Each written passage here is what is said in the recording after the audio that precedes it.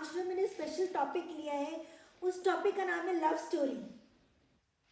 मैं बच्चों को आज सुबह बता रही थी कि आज मेरा जो टॉपिक है उस टॉपिक का नाम लव स्टोरीज है। आप सब लोगों ने फिल्में देखी होंगी, आप लोग फिल्में देखते भी होंगे और आप लोग बहुत बड़ी बड़ी लव स्टोरीज देखी होंगी। लोग लव स्टोरी में एक हीरो होता है, एक हीरोइन होती है, एक विलन भी होता है और फिर एंड में कौन जीतता है? कौन जीतता है? हीरो जीतता है। लेकिन आज मैं आपसे बात करूंगी एक ट्रू लव स्टोरी की, एक सच्ची प्रेम कहानी। आज हम उसके बारे में बात करेंगे। अब आप ये सोच रहे होगे कि मैं ट्रू लव स्टोरी के बारे में आपसे क्यों बात कर रही हूँ, वो भी प्रेम कहानी। हम सबके बर्थडेज आते हैं, हम सेलिब्रेट करते हैं। गुड फ्राइडे हर साल आता है, हम उसको हर साल मनाते हैं। ईस्टर हर साल आता है, हर साल मनाते हैं। क्रिसमस हर साल आता है, हर साल मनाते हैं। हमारे बर्थडेज आते हैं, हम सेलिब्रेशन हर साल करते हैं। तो कुछ लव स्टोरीज हैं, उनको भी रिवाइज अप करना बहुत ज़रूरी है। लव स्टोरीज को भी बार बार याद करना बहुत ज़्यादा ज़रूरी है। और आज हम एक ट्रू लव स्टोरी के बारे में, जो आप बहुत अच्छे से जानते हैं, थोड़ा सा उसके ऊपर मैं रिवाइज अप करूँगी, रिवाइव अप करूँगी, थोड़ा सा याद दिलाऊंगी उस लव स्टोरी का।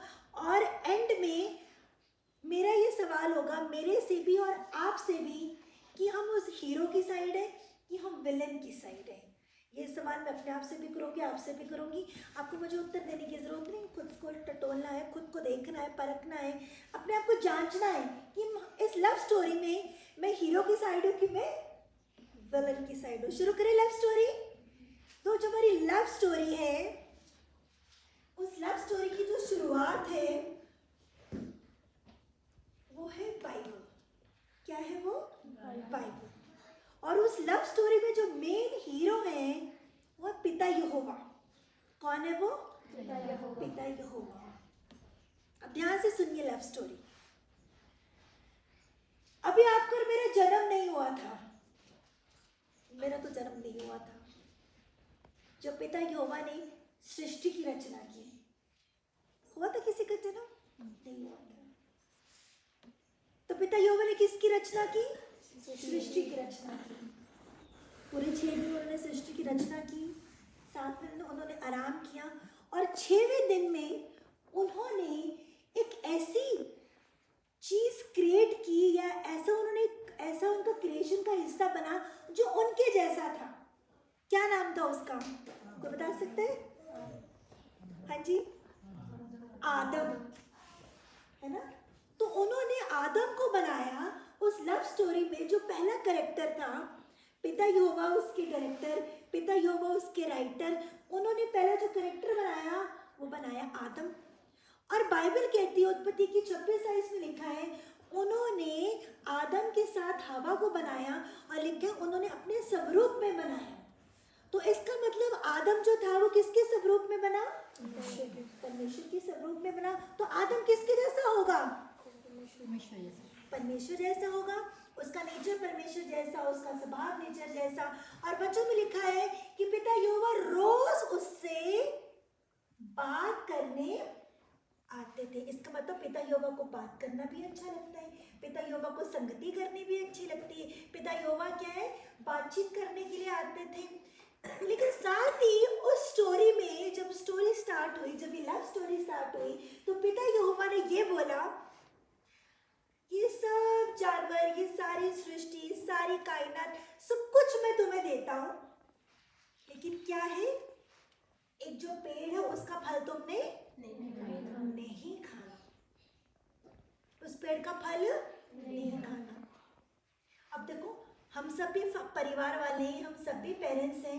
हम भी अपने बच्चों को बोलते हैं ऐसे करना है, ऐसे करना है, ऐसे करना है, ऐसे करना है, लेकिन कुछ कुछ साथ में इंस्ट्रक्शंस भी देते हैं कि ऐसे नहीं करना।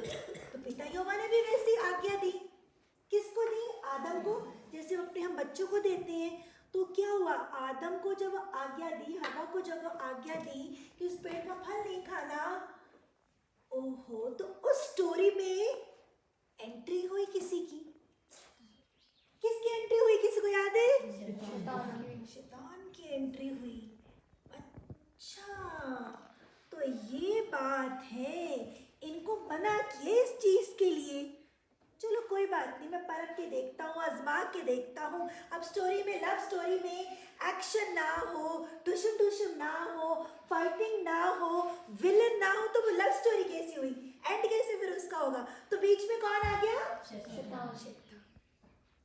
अब शैतान कौन है पिता यहोवा का? दोस्त है कि दुश्मन है? दुश्मन है ना। ये स्टोरी हम सारे जानते हैं।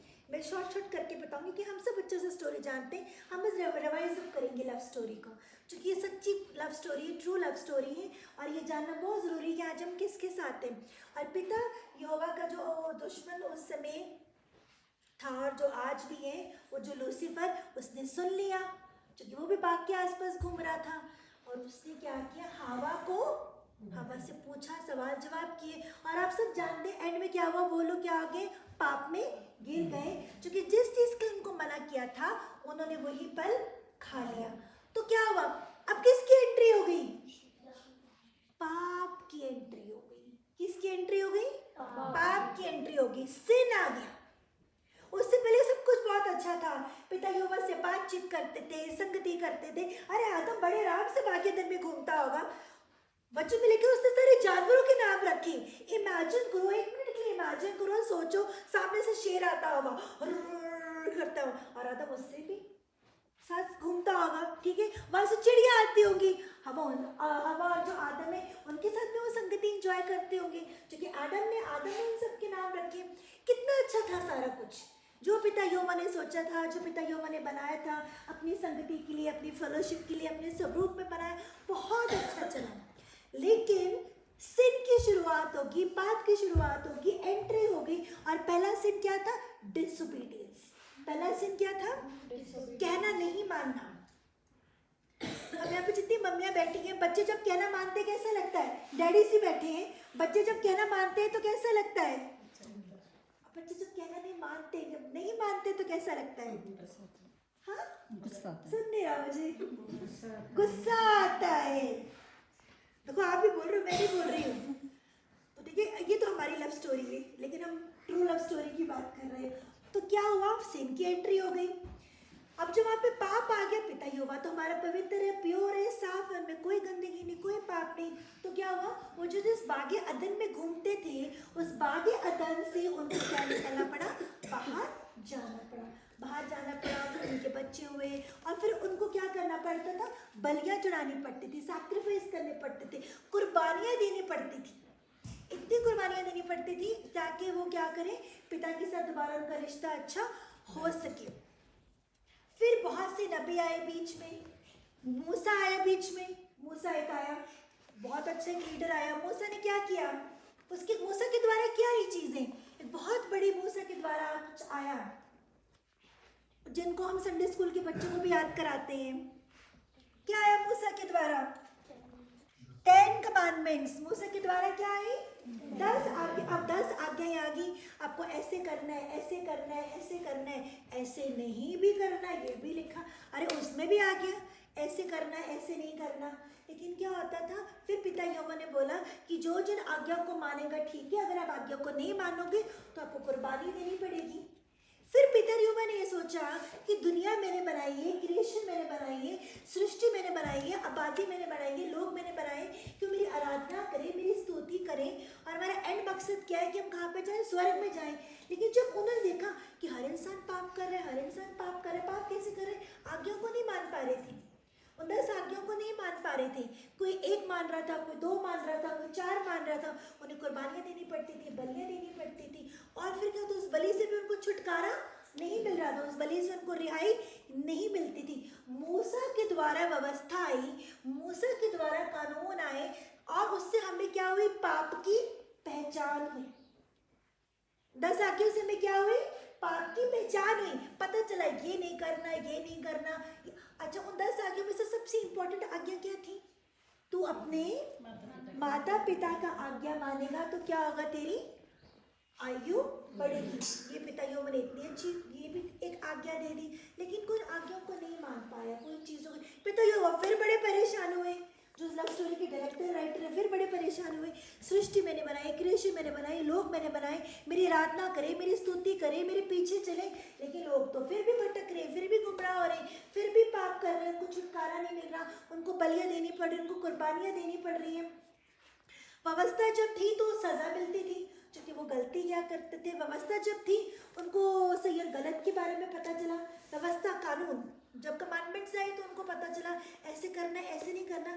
तो पिता यहोवा ने सोचा अभी ये तो बहुत बड़ी गड़बड़ हो गई है, मेरी सृष्टि नहीं बच रही, मेरी क्रिएशन नहीं बच रही, लोग पाप में डूब रहे हैं। लोग क्या है, पाप में डूब रहे हैं, लोग गिरी जा रहे हैं और किसी को छुटकारा रिहाई नहीं मिल रहा। फिर पिता यहोवा ने क्या किया, प्रभु यीशु मसीह की एंट्री हुई। किसकी एंट्री हुई स्टोरी में? प्रभु यीशु मसीह की। वचन में लिखा है कि प्रभु यीशु मसीह का जन्म किसके द्वारा हुआ? पवित्र आत्मा के द्वारा हुआ। और यूहन्ना 1:13 में लिखा है, ना तो मनुष्य से, ना मांस से, ना लहू से, किसी की इच्छा से नहीं, लेकिन परमेश्वर की इच्छा से प्रभु यीशु मसीह का जन्म हुआ। तो प्रभु यीशु मसीह का जन्म किसकी इच्छा से हुआ? परमेश्वर की इच्छा से हुआ। यहाँ पे मैं थोड़ा सा पॉज मारना चाहूंगी। आज मैं खुल के इस टॉपिक पे प्रभु यीशु मसीह के लहू की इंपॉर्टेंस आपको बताना चाहती हूँ। प्रभु यीशु मसीह का जन्म किसके द्वारा हुआ? पवित्र आत्मा। आपका और मेरा जन्म हमारे माँ बाप के संबंध से हुआ है, जो प्रैक्टिकली बात है। दुनिया में कोई ऐसा व्यक्ति ये नहीं कह सकता कि मैं सीधा ऊपर से आया हूँ, लेकिन प्रभु यीशु मसीह पूरी कायनात में, पूरी दुनिया में एक ऐसे अकेले व्यक्ति इस धरती में आए जिनका जन्म किसके द्वारा हुआ? पवित्र आत्मा के द्वारा हुआ। तो इसका मतलब प्रभु यीशु मसीह के डीएनए में, प्रभु यीशु मसीह के ब्लड में क्या है? क्या है उनके ब्लड में? पवित्र आत्मा, परमेश्वर। और हमारे डीएनए, हमारे ब्लड में क्या है? हमारे माँ बाप के जितने भी नेचर्स और कैरेक्टर है ना। अगर हमारे जो बच्चे हैं वो क्या बोला जाता है? मम्मी पे गया है, पापा पे गया है, बुआ पे गया है, मासी पे गया है, दादी में गया है। क्योंकि हमारे डीएनए के अंदर, हमारे खून के अंदर क्या है? हमारे माँ बाप का स्वभाव है, हमारा माँ बाप का नेचर है, हमारा माँ बाप का कैरेक्टर है, वो सारी चीज़ हमारे अंदर आती। लेकिन प्रभु यीशु मसीह के अंदर सिर्फ और सिर्फ परमेश्वर का क्या थे? उनका नेचर था, उनका स्वभाव था। इसका मतलब प्रभु यीशु मसीह का ब्लड क्या है? प्योर है, साफ है। प्रभु यीशु मसीह का ब्लड, उसमें कोई पाप नहीं है, कोई गंदगी नहीं है, कोई दाग नहीं है। जबकि हमारा जो जन्म क्या है, पाप में हुआ है। तो क्या हुआ? क्योंकि लोग जो थे वो पाप में जा रहे थे, सृष्टि जो थी वो तबाह हो रही थी, खराब हो रही थी, तो पिता यहोवा ने किसको भेजा? अपने बेटे को भेजा। और हम सब जानते हैं कि उस बेटे के द्वारा क्या है? हमें छुटकारा है, हमारी रहाई है, पापों की मुक्ति है, छुटकारा है। हम प्रार्थना करें, हम दुआ करें, हम तौबा करते हैं, प्रायश्चित करते हैं, तो हमें क्या मिलता है? क्या मिलता है? हमें छुटकारा मिलता है। अब कहानी स्टार्ट होती है, पिता यहोवा ने दुनिया क्यों बनाई थी? पिता यहोवा ने दुनिया क्यों बनाई थी? क्रिएशन क्यों किया था? आदम के साथ वो क्या करते थे? संगति करते थे, बातचीत करते थे। तो फिर क्या किया पिता यहोवा ने? क्या किया? जब प्रभु यीशु मसीह 40 दिन इस धरती पे रहे, जब वो ऊपर स्वर्ग में जा रहे थे, उन्होंने बोला अब तो मैं भी नहीं हूँ, अब तो मेरा बेटा भी नहीं है, अब मैं किसको भेजूं? पवित्र आत्मा को। मैं किसको भेजूं? पवित्र आत्मा। पवित्र आत्मा क्या है? हमें चलना सिखाएगा, हमें बढ़ाएगा, हमें अपने पीछे चलाएगा, हमें वचनों को सिखाएगा, लिखेगा।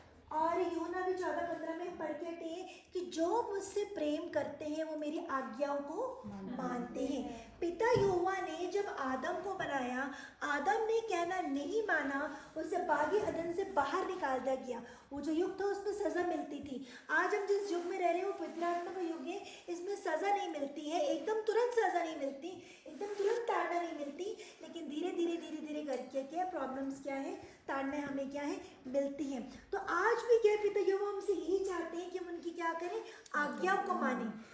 आज हम व्यवस्था के अधीन नहीं है, आज हम लॉ के अंडर नहीं है, लेकिन हमें क्या आज भी उन 10 हुक्मों को क्या है? मानना है, उन पे अमल करना है। आइए थोड़ा सा बाइबल से देखते हैं। थोड़ी सी ये लव स्टोरी का मैंने, जैसे जो ट्रेलर से आता है ना, ट्रेलर है ना, कोई आजकल मूवीज आ रही होती है तो पहले ट्रेलर्स आने शुरू हो जाते हैं। थोड़ा सा ट्रेलर मैंने आपको दिए, अब हम बारीकी से पढ़ेंगे कुछ वर्सेस को, मेरे साथ साथ आप निकालिए, ताकि हम उस लव स्टोरी के कैरेक्टर्स को, उसके मकसद को, उसकी इच्छा को और उसकी योजना को हम समझ सकें। हम पढ़ेंगे 10 आज्ञाएं। आपको पता चल गई किसके द्वारा आई? मूसा के द्वारा आई। उन 10 आज्ञाओं ने हमें पाप की पहचान कराई। और आपको पता है व्यवस्था विवरण के 28 चैप्टर में लिखा है 1 से 14 वर्सेस में कि जितनी ये आज्ञा निकली थी तो पिता यहोवा ने बोला था कि जो मेरी आज्ञाओं को मानेगा वो ब्लेस होगा। धन्य हो तू नगर में, धन्य हो तेरी संतान, धन्य हो तेरे खेत, धन्य हो सब कुछ। मतलब उसमें आशीष आशीष आशीष आशीष थी। और उससे आगे व्यवस्था विवरण 28 15 से 68 में लिखा हुआ है कि जो मेरी आज्ञा को नहीं मानेगा तो उसके ऊपर क्या आएंगे? ये कर्सेस आएंगे, उसके परिणाम अच्छे नहीं होंगे। तो मतलब शुरू से पिता यहोवा का यही मकसद रहा है, यही मोटिव रहा है कि उनकी आज्ञाओं को माने, उनका कहना माने, उनकी इच्छा के अनुसार चले। आगे हम पढ़ेंगे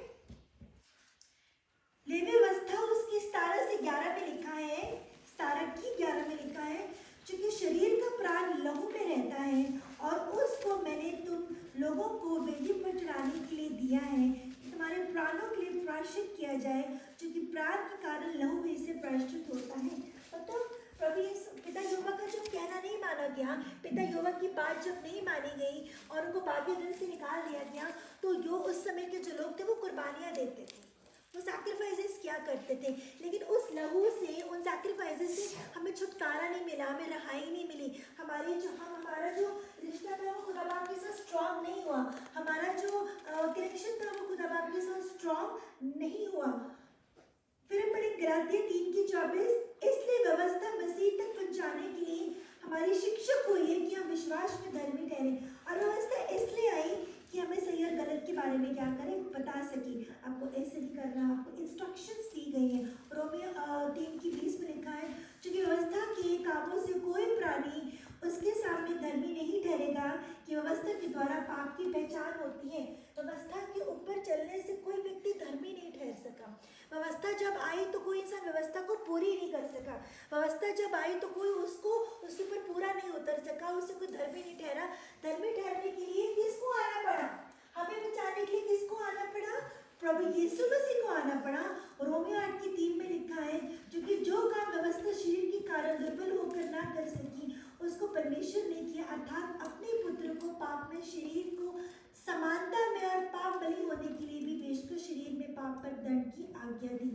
मतलब प्रभु यीशु मसीह को हमारे सारे गुनाहों को, हमारे सारे श्रापों को, हमारी सारी बीमारियों को, दुखों को, तकलीफों को, दर्दों को, हर चीज़ को क्या है, प्रभु यीशु मसीह को हमारे जो थे जितने भी वो अपने ऊपर लेने पड़े।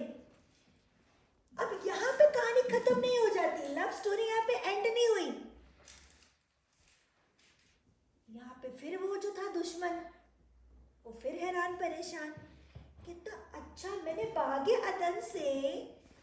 अदन में आदम को तो चलो गुमराह कर दिया, अब ये दूसरा आदम कौन आ गया? दूसरा आदम जब प्रभु यीशु मसीह आए तो वहां पर भी शैतान ने क्या किया? जब 40 दिन 40 रात प्रभु यीशु मसीह प्रेयर फास्टिंग में थे, उनके ऊपर क्या परीक्षाएं हुई? तीसरी परीक्षा में मत्ती 4:10 में प्रभु यीशु मसीह ने क्या बोला? है शैतान दूर हो जाओ। और भाइयों बहनों, वो अधिकार आज मेरे और आपके पास है, जो पहले ये अधिकार हमारे पास नहीं था, लेकिन ये अब अधिकार हमारे पास है कि प्रभु यीशु मसीह के नाम से कोई प्रॉब्लम आ रही है, कोई परेशानी आ रही है, कोई बीमारी आ रहा है, कोई दुख आ रहा है, कोई तकलीफ आ रही है, कोई टेंशन आ रहा है, किसी भी फॉर्म में शैतान आपको तंग परेशान कर रहे हैं, आप उसको रिब्यूक कर सकते हो, उसको दूर कर सकते हो, उसको हटा सकते हो। और ये अधिकार हमें किसने दिया?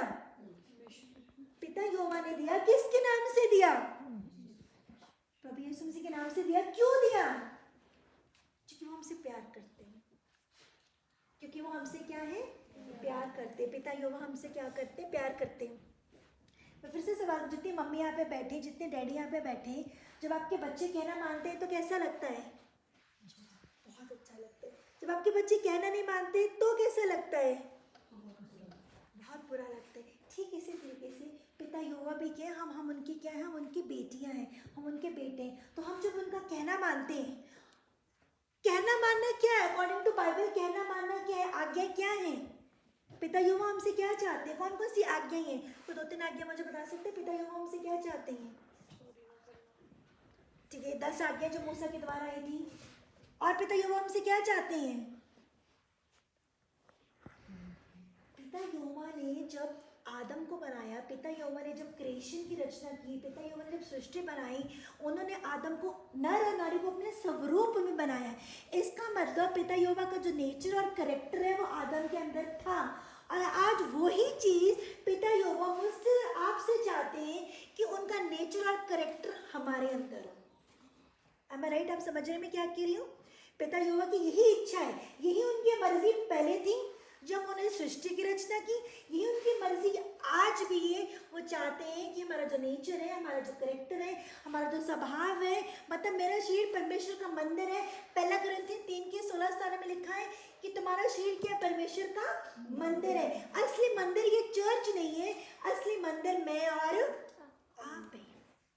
और परमेश्वर इस मंदिर को देखना चाह रहा है, वो देखना चाह रहा है कि इस मंदिर से मेरी प्रेज हो रही है कि नहीं, इस मंदिर से मेरी आराधना हो रही है कि नहीं, ये जो मंदिर है ये इसका उठना बैठना चलना फिरना सही चल रहा है कि नहीं, इस मंदिर का नेचर कैसा है, इस मंदिर का कैरेक्टर कैसा है, इस मंदिर की बोली कैसी है। परमेश्वर हमसे आज वो चीज चाह रही। लेकिन देखो कितनी अजीब बात है ना, वो शैतान, वो लूसीफर जिसने शुरू में भी वार किया आदम के ऊपर, वो आदम फेल हो गया। लेकिन बाद में जब उसने दूसरे आदम के ऊपर वार किया, शैतान क्या हो गया? वो फेल हो गया। आप समझ रहे? लेकिन हम क्या है, आज भी प्रभु यीशु मसीह को जानने के बावजूद भी, आज भी प्रभु यीशु मसीह को मानने के बावजूद भी, आज भी हम चर्च जाते हैं, हम बाइबल पढ़ते हैं, हम दुआ करते हैं, हम सब कुछ करते हैं, लेकिन फिर भी आज क्या है, शैतान कहीं ना कहीं खुश हो रहा है। कौन खुश हो रहा है? शैतान आज भी कहीं ना कहीं खुश हो रहा है। कैसे खुश हो रहा है वो? उसकी शैतान की आज भी कहीं ना कहीं जीत हो रही है। आज भी जबकि वो हारा हुआ है, वो मरा हुआ है, वो डेड है, प्रभु यीशु मसीह ने उसको सलीब पर कुचल दिया है, लेकिन आज भी कहीं ना कहीं वो खुश है इस दुनिया में। क्यों? क्योंकि जिस मकसद से, हाँ जी, क्योंकि हमें और भी बुराइयां हैं, क्योंकि हमें आज भी बुराइयां हैं। आज भी प्रभु यीशु मसीह को जानने के बावजूद हमने बपतिस्मा ले लिया, हमने तौबा कर ली, हम बाइबल पढ़ रहे हैं, हम दुआ कर रहे हैं, हम विश्वास निकाल रहे हैं, हम चंदा कर रहे हैं, हम विजिटिंग्स पे करवा रहे हैं, सब कुछ हम करने के बावजूद भी हमने एक मुखौटा पहना हुआ है। हम खुद को धोखा दे रहे हैं, हम खुदा को धोखा दे रहे हैं, हम दुनिया को धोखा दे रहे हैं। आज भी हमारे अंदर कुछ ऐसी चीजें हैं जिससे वो शैतान खुश हो रहा है। अब समझ रहे मैं क्या कह रही हूँ? हमारे बच्चे जब कहना नहीं मांगते तो कैसा लगता है? आप इन्हें बोला ना बुरा लगता है। एक पल के लिए इमेजिन करना, सिर्फ एक पल के लिए। मैं कल सारी रात नहीं सो सकी, मैं दुआ करती रही, क्योंकि कल रात 11 बजे हमारे नेपाली ये भाई बहन आ गए थे, इनके लिए प्रार्थना करनी थी, तो मुझे नींद नहीं आई। मैं सारी रात दुआ करती रही और मैं एक चीज़ सोचती रही कि पिता यहोवा हमसे इतना प्यार करते हैं। पिता यहोवा ने हमें मौके पे मौके दिए, मौके पे मौके दिए, मौके पे मौके दिए। हम भी अपने बच्चों को मौका देते हैं। ऐसे नहीं हम अपने बच्चों को मौका नहीं देते, हम भी अपने बच्चों को मौका देते हैं। अब सुधर जाए, अब सुधर जाए, अब सुधर जाए। पर हमारे अंदर कई बार इतना सब्र नहीं होता, हम डांटना शुरू कर देते हैं, गुस्सा करना शुरू कर देते हैं, हम मारना शुरू कर देते हैं। और मेरे पंजाब में तो बहुत बड़ी बड़ी गंदी एक बहुत बड़ी आदत है, गालियाँ देनी भी शुरू कर देते हैं। आई होप हिमाचल के लोग ऐसा नहीं करते, लेकिन क्या ये सब चीज़ें क्या होती हैं? क्यों? क्योंकि जब हमें लगता है जो हमारा खून है, अब मेरी बात सुनिए, मेरे बच्चे हैं, वो मेरे जिस्म का हिस्सा है, वो मेरा खून है, तो जब वो मेरा कहना मानेंगे मुझे कैसा लगेगा? बहुत अच्छा लगेगा। लेकिन अगर वो मेरा कहना नहीं मानेंगे, मेरा दिल अंदर से क्या होगा? टूटेगा। तो पिता यहोवा ने अपने बेटे के द्वारा अपने लहू से हमें खरीदा है। आप समझ रहे मेरी बात को? आप सोचो पिता यहोवा को कितनी तकलीफ हो रही होगी, उनका मन कितना रोता होगा, उनकी आंखें कितनी रोती होंगी कि मैंने बनाया, मैंने क्या कुछ नहीं किया तुम्हारे लिए, तुम पाप पे जा रहे थे, तुम बीमारों में थे, तुम दुखी थे, तुम तकलीफ में थे, तुम आज्ञाओं को नहीं मान रहे थे, तुम्हें कुर्बानियाँ देनी पड़ रही थी। उन्हें अपने इकलौते अगर वो मुझे बोले कि हाँ गिफ्टी तो अपने बेटे को कुर्बान कर दे, मैं तो कभी नहीं करूँगी। अंदर से मुझे दुख दुख होना शुरू हो जाएगा, दुख टुकड़ होना शुरू हो जाएगा। जब अपने बेटे को ऐसे कैसे कुर्बान कर दूँ? तो इमेजिन करो कि पिता यहोवा ने अपने बेटे को ही कुर्बान कर दिया सिर्फ मुझे और आपको बचाने के लिए। लेकिन आज भी कहीं ना कहीं हमारे जीवनों से वो जो हारा हुआ है, वो जो कुचला हुआ है, वो जो डेड है, वो जो कुछ नहीं कर सकता, वो भी आज कहीं ना कहीं खुश हो रहा है। उसकी जो टीम है वो घूम रही है, क्योंकि उस दुनिया में क्या है, वो घूम रहा है। इस दुनिया में क्या है, वो घूम रहा है। अब क्या करें? पिता यहोवा रो रहे हैं, आपका भी मन रोता है जब बच्चे कहना नहीं मानते? आपको भी क्या तकलीफ होती है जब बच्चे आपके अकॉर्डिंग नहीं चलते?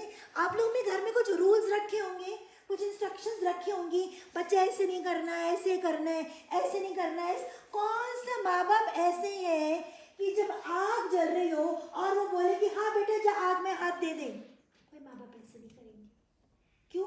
क्योंकि वो क्या हमारे जिस्म का, हमारे खून का, हमारे शरीर का क्या है, वो हिस्सा है। तो पिता यहोवा भी क्या, वो हमसे इतनी ही मोहब्बत करते, वो भी नहीं चाहते कि हम नरक की आग में जाएं।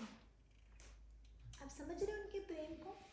उनके प्रेम को इमेजिन करिए अपने प्रेम से। एक शारीरिक माँ बाप की उससे आप लोग महसूस करिए। मेरे बात सुनिए, हम सबके बच्चे बाहर पढ़ रहे हैं, तकरीबन यहाँ पे सारे जो यूथ है तकरीबन बाहर है।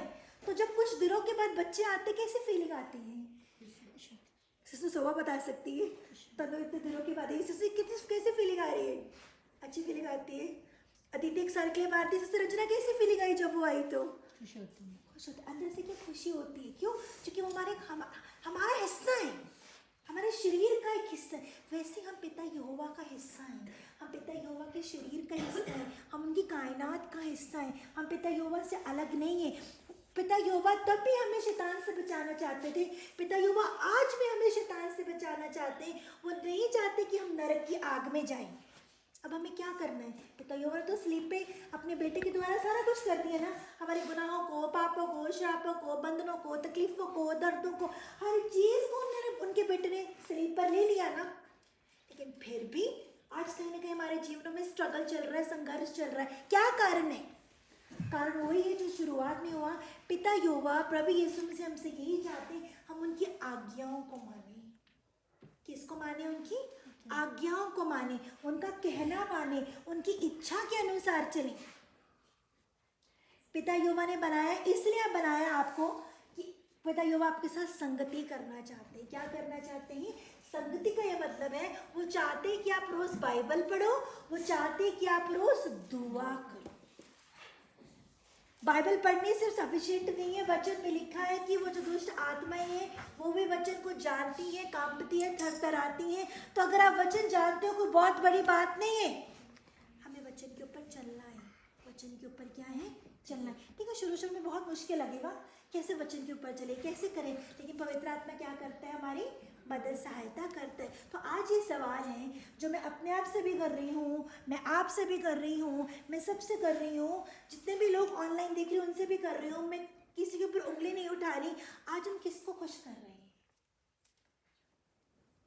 आज हम किसको खुश कर रहे हैं? क्या हम प्रभु यीशु मसीह को खुश कर रहे हैं? क्या हम पिता यहोवा को खुश कर रहे हैं? या इस दुनिया को जो राजा है शैतान है, हम उसको खुश कर रहे हैं? जबकि सारी बरकतें प्रभु यीशु मसीह के द्वारा है, छुटकारा यीशु मसीह के द्वारा है, रिहाई यीशु मसीह के द्वारा है, प्रेम यीशु मसीह का है, ब्लेसिंग यीशु मसीह की है। स्वर्ग में भी गए प्रभु यीशु मसीह के द्वारा ही जाना है। तो फिर आज हम कौन सी राह पर चल रहे हैं? हम कौन सी दिशा में चल रहे हैं? हम कौन सी डायरेक्शन में चल रहे हैं? ये सवाल है जो मुझे अपने आप से और सबसे करना है कि मैं किसको खुश कर रही हूँ। क्या सच में जो मैं मुंह से बोल रही हूँ कि हाँ प्रभु यीशु मसीह मैं तेरे से प्यार करती हूँ, मैं मुंह से बोल रही हूँ प्रभु यीशु मसीह मैं तेरे पे विश्वास करती हूँ, प्रभु यीशु मसीह मैं संडे चर्च आती हूँ, मैं बाइबल पढ़ रही हूँ, क्या मैं उसकी आज्ञाओं को मान रही हूँ?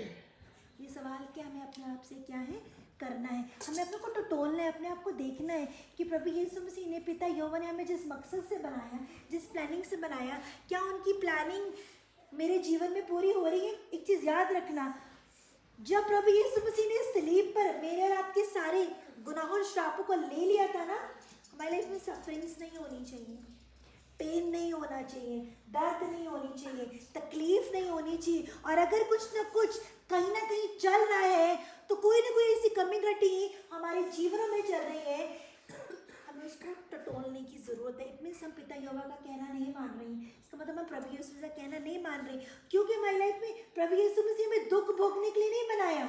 पिता यहोवा ने हमें इसलिए नहीं बनाया कि हम दुखों में रहे, तकलीफों में रहे, बीमारियों में रहे, दर्दों में रहे, कष्टों में रहे, इसलिए पिता यहोवा ने हमें नहीं बनाया। पिता यहोवा ने हमें इसलिए बनाया था इनके साथ हम सिर्फ संगति करें। और अगर आज हमारे जीवन में ये सारी स्ट्रगल्स चल रही हैं, पेन चल रही है, कुछ भी ऐसा चल रहा है, तो अपने आप को जांचने की ज़रूरत है कि मैं किसको खुश कर रही हूँ, कि मैं आज्ञा मान रही हूँ कि नहीं मान रही, कि मैं वचन को सिर्फ पढ़ने वाली हूँ कि सिर्फ उस पर चलने वाली भी हूँ। तो हमें क्या है, ये सोचना है, ये देखना है, ये टटोलना है। मैंने कहा था एक लव स्टोरी के बारे में मैंने बात की थी। लव स्टोरी में हीरो कौन है? पिता यहोवा है। और लव स्टोरी में विलेन कौन है? शैतान है, लूसीफर है। ये सवाल मैं अपने और आप से भी कर रही हूँ, हम किसको खुश कर रहे हैं, हम किसके पीछे चल रहे हैं, कौन? अब मेरी बात सुनो, जब आप टेंशन डिप्रेशन में जाते हो और उस समय प्रभु यीशु मसीह पे भरोसा नहीं करते, आप दुआ नहीं कर रहे हो, आप प्रभु यीशु मसीह के ऊपर स्टेबल फेथ के साथ नहीं चल रहे हो, तो वो जो शैतान बाहर है वो खुश हो गया, देखा इसको मैंने प्रभु से दूर कर दिया, देखा मैंने इसकी शांति भंग कर दी, देखा मैंने इसको डिस्टर्ब कर दिया, और वो खुश अपनी टीम के साथ ताली मार रहा है। उस समय किसका दिल रो रहा होगा?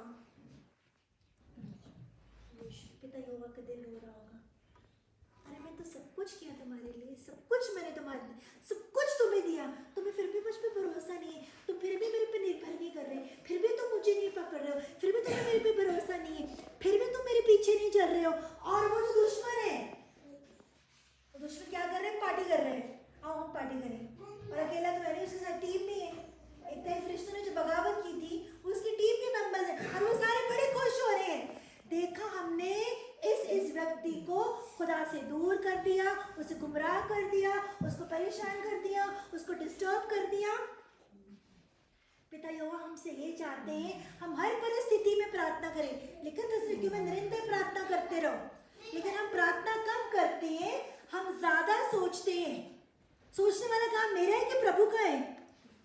मत्ती 11:28 में क्या लिखा है कि है पूछ सभी लोगों मेरे पास आओ मैं तुम्हें क्या दूंगा। और ये वर्स मुझे बहुत अच्छी लगती है। प्रभु यीशु मसीह कह रहे हैं मेरे पास आओ मैं तुम्हें क्या दूंगा? आराम दूंगा। अब उदाहरण के तौर पे मुझे प्रॉब्लम आ गई, प्रभु यीशु मसीह ने बोला मेरे पास आओ मैं तुम्हें आराम दूंगा। बाइबल के अकॉर्डिंग मुझे क्या करना है? मुझे प्रभु यीशु मसीह को अपनी सारी प्रॉब्लम्स बतानी है, उसके बाद मुझे क्या करना चाहिए? शांति। लेकिन प्रॉब्लम्स को बताने के बाद भी हमारे मनों में शांति नहीं है, तसल्ली नहीं है, यकीन नहीं है, विश्वास नहीं है, मन में अंदर दुकुड़ होता है, होगा कि नहीं होगा, पता नहीं होगा कि नहीं होगा। जबकि प्रभु यीशु मसीह ने क्या बोला? अपने सारे प्रॉब्लम परेशानी किसको दे दो? मुझे दे दो। भाइयों बहनों, यहाँ हमारे विश्वास की परख होती है, यहाँ हमारा विश्वास परखा जाता है कि जब प्रभु कह रहे मुझे दे दो, तो क्यों? जब प्रभु ने कहा है कि मुझे दे दो, जब प्रभु ने कहा है कि मुझे दे दो, प्रभु ने बोला अपनी सारी प्रॉब्लम्स मुझे दे दो, अपनी सारी परेशानियां दे दो, दुख दे दो, तकलीफें दे दो, प्रभु ने बोला मुझे दे दो, हमने दे दी प्रभु को। उसके बाद हमने फिर क्यों पकड़ के रखा हुआ है? क्यों हमने पकड़ के रखा हुआ है? या तो हमें प्रभु पे विश्वास नहीं है, या तो हमें प्रभु पे विश्वास नहीं है, या हमें लगता है कि मैं इस प्रॉब्लम का सलूशन निकाल सकती हूँ। और यहाँ पे क्या है? हमारा डाउनफॉल होना शुरू हो जाता है। और वो जो शैतान है, देखा मैंने क्या कर दिया? उसको प्रभु से क्या कर दिया? दूर कर दिया। तो भाइयों बहनों, ये सवाल है जो आपको करना है, ये सवाल है जो मुझे भी करना है, हम किसको खुश कर रहे हैं? ये जो ट्रू लव स्टोरी है, ये जो सच्ची प्रेम कथा है, जो जिसको कोई मोड़ नहीं सकता, सदियां बीत गई, हजारों साल आगे दुनिया में इतनी लव स्टोरीज बनी है, लैला मजनू बने, हीर रांझा बने, रोमियो जूलियट बने। अरे हर इंसान की लव स्टोरी होती है, लेकिन हर लव स्टोरी में दर्द है, प्रेम नहीं है, हर स्टोरी में एक तकलीफ है, हर किसी न किसी स्टोरी में बेवफाई भी है, किसी न किसी स्टोरी में पेन है। लेकिन इस लव स्टोरी में कितनी हटके लव स्टोरी है ये लव स्टोरी कहती है, प्रभु यीशु मसीह कहते हैं मेरे पास आओ मैं तुम्हें क्या दूंगा, विश्राम। तो भाइयों बहनों, मैं लास्ट में आपको यही कह के इनकरेज करूंगी, आप याद रखो कि आपसे मोहब्बत कौन करता है, आपसे प्रेम कौन करते हैं। आप एक पेरेंट्स भी हो, पेरेंट्स के तौर पे इस चीज़ को सोचो कि बच्चे जब कहना मानते हैं हमें बहुत अच्छा लगता है, बच्चे जब कहना नहीं मानते हमें दर्द होता है। और जो बच्चे कहना मानते हैं, आउट ऑफ द वे होकर हमारा मन करता है उन्होंने एक चीज़ मांगी हम उनको 10 चीज़ें दें। मन करता है कि नहीं करता? सच्ची बताएं मम्मी, आप डैडियाँ बताएं, हमारे बीच में डैडीज भी बैठे हैं, हमारा मन करता है बच्चे ने एक मांगा उसको क्या दे, हम 10 दे। क्यों? बच्चा हमारे अकॉर्डिंग चल रहा है, बच्चा हमारी बात मान रहा है, बच्चा हमारा कहना मान रहा है, बच्चे को हम जैसे इंस्ट्रक्शंस दे रहे हैं वो वैसे ही कर रहा है। तो पिता यहोवा जिसने हमें बनाया, अपने बेटे को कुर्बान कर दिया, सलीब पर चढ़ गए, खून से खरीदा, पवित्र आत्मा का दान दिया, क्या आपको सच में लगता है कि पिता यहोवा चाहते कि हम सफरिंग में रहें, हम पेन में रहें, हम प्रॉब्लम्स में रहें? एक सवाल है ये, क्या सच में आपको लगता है पिता यहोवा ने ये प्लान किया होगा? जब मुझे बनाया होगा या आप सबको बनाया होगा तो उनकी प्लानिंग में ये होगा कि मैं इसको पेन में दूंगा, प्रॉब्लम में दूंगा, स्ट्रगल में दूंगा? नहीं, उनकी योजना में ये सब चीज़ें नहीं है। और अगर ये सब चीज़ें हमारे जीवन में हैं तो इसमें कहीं ना कहीं हमें कमियां हैं, कुछ ना कुछ हमने किया, ऐसी चीज़ें हैं जो खुदा बाप को पसंद नहीं है। आइए अपनी आंखों को बंद करें और हम एक सवाल करें, मैं भी अपने आप से सवाल करूं, आप भी अपने आप से सवाल करें कि मैं किसको खुश कर रही हूँ? क्या मैं पिता यहोवा को खुश कर रही हूँ कि मैं शैतान को खुश कर रही हूँ? हम एक सवाल करें, अगर मेरी लाइफ में प्रॉब्लम्स है, स्ट्रगल्स है, परेशानियाँ हैं, संघर्ष है, पेन है, डिस्टर्बेंस है, ट्रबल्स है, कुछ भी अगर मेरे जीवन में ऐसा है तो क्या कमी घटी है, मैंने ऐसा क्या किए जो ये चीज़ें मेरी लाइफ में आ गई, जो कि ये चीज़ें मेरी लाइफ में नहीं आनी चाहिए। प्रभु यीशु मसीह जब सलीब पर चढ़े उन्होंने तो मेरी सारी सफरिंग्स, पेन को अपने ऊपर ले लिया था।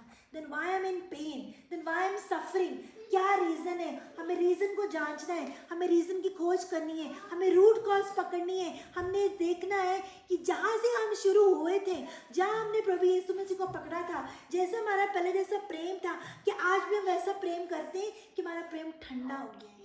हमें इस चीज़ को समझना है, हमें इस चीज़ को जांचना है, हमें अपने आप को देखना है, अपने आप को टटोलना है और अपने आप से सवाल करना है कि सच में मेरा उठना बैठना चलना फिरना प्रभु यीशु मसीह को पसंद आ रहा है कि नहीं आ रहा, कि सच में मेरे जीवन से प्रभु की स्तुति हो रही है कि नहीं हो रही, कि सच में मैं सिर्फ मुंह से बोलने वाली विश्वासी तो नहीं हूँ, लेकिन सच में मेरे काम जो वो भी विश्वासियों की तरह है। सच में हमें इस चीज़ को देखना है, जांचना टटोलना है। और अगर आज लगता है कि हमारे जीवन में कोई ऐसी कमी है जिससे प्रभु की वर्शिप नहीं हो रही, जिससे प्रभु की आराधना नहीं हो रही, जिससे प्रभु को प्रेज वर्शिप नहीं हो रही, जिससे प्रभु का मन खुश नहीं है, तो हमें अपना को जांचना है, टटोलना है, देखना प्रभु से मैं माफ़ी मांगनी, प्रभु अगर मेरे जीवन में कोई ऐसी चीज़ है जिससे तू खुश नहीं है, प्रभु यीशु मसीह मेरे जीवन से उन चीज़ों को निकाल, उन कमियों को निकाल, उन त्रुटियों को निकाल, उन शरीर के कामों को निकाल, उन गंदी अभिलाषाओं को निकाल। प्रभु यीशु मसीह मेरी जो आंखें हैं उनको स्पिरिचुअल कर, इनका आत्मिक आंखें बना, मैं आंखों से सही देखूं।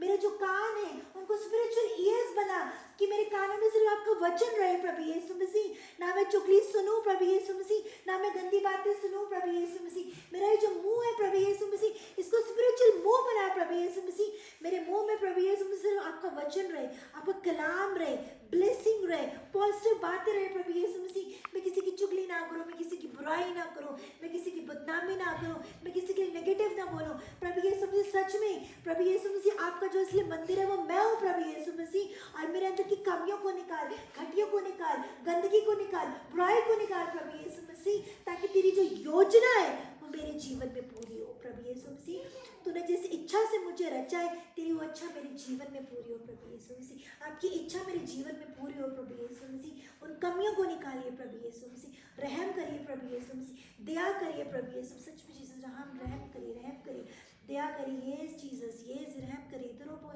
पोषम यस जीसस, रहम करिए प्रभु यीशु मसीह, रहम करिए। तेरी इच्छा पूरी हो जाए, हाथों में तेरे जीवन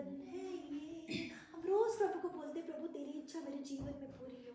ए हमारी बात की दुआ में बोला जाता है प्रभु तेरी इच्छा मेरे जीवन में पूरी हो। क्या हम वहाँ पे स्टैंड करते हैं? क्या हम वहाँ पे खड़े होते हैं? क्या हम उस सिंहासन के पास खड़े होकर बोल सकते हैं क्या सच में प्रभु तेरी इच्छा मेरे जीवन में पूरी हो? क्या सच में प्रभु की इच्छा हमारे जीवन में पूरी हो रही है? क्या सच में प्रभु यीशु मसीह ने हमें जिस मकसद से बनाए क्या वो मकसद हमारे जीवनों में पूरा हो रहा है? हमें आपको टटोले, अपने आप को देखें, अपनी कमियों को निकालें। मैं मिट्टी हूँ, तू है कुम्हार, मुझको उठा, मुझको बना। पिता यहोवा ने हमें इसलिए नहीं बनाया कि हम दब जाएं। पिता यहोवा ने हमें इसलिए नहीं बनाया कि हम लूजर हो। पिता यहोवा ने हमें इसलिए नहीं बनाया कि हम पेन या सफरिंग्स में रहें। पिता यहोवा ने हमें विक्टोरियस बनाया। प्रभु यीशु मसीह के नाम से विक्टोरियस है। प्रभु यीशु मसीह के नाम से हम जयवंत है। प्रभु यीशु मसीह के नाम से हम विजय हुए हैं। प्रभु यीशु मसीह के नाम से ये जीसस मैं मिट्टी हूँ, तू है कुम्हार, मुझको उठा, मुझको बना।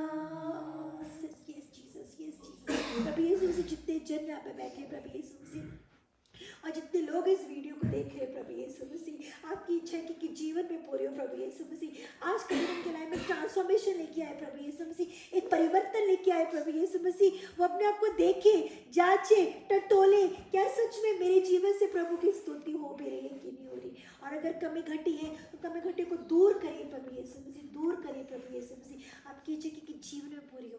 ब्लेस करिए प्रभु यीशु मसीह, ब्लेस करिए, ब्लेस करिए, ब्लेस करिए। यस जीसस मांगते खुदावन प्रभु यीशु मसीह के नाम से आमीन।